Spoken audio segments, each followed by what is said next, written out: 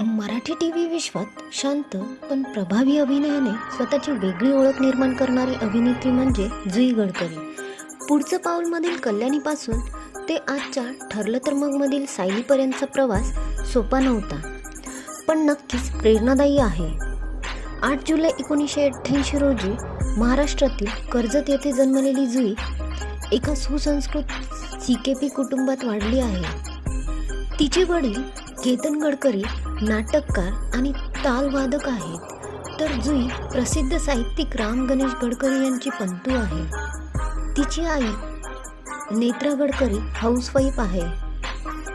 कलेचा वारसा तिच्या रक्तातच होता, पण यशासाठी तिने स्वतःचा मार्ग स्वतः घडवला.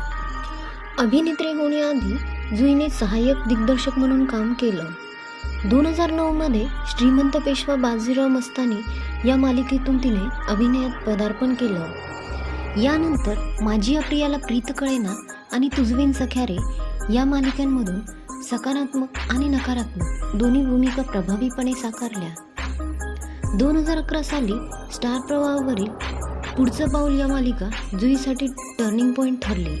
कल्याणी ही भूमिका तब्बल 6 वर्ष प्रेक्षकांच्या मनात घर करून राहिली.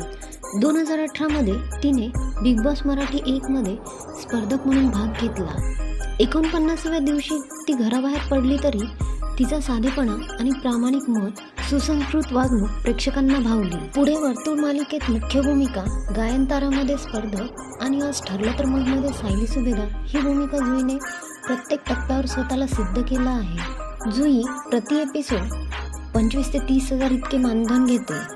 2012 मध्ये महाराष्ट्र टाइम्स सन्मान आणि संस्कृती कला दर्पण पुरस्कारांसाठी नामांकन आणि 2023 मध्ये मज्जा डिजिटल पुरस्कार उत्कृष्ट मुख्य अभिनेत्रीचा मान आणि 2024 मध्ये स्टार प्रवाह परिवार पुरस्कार जिंकत जुईने स्वतःला सिद्ध केलंय.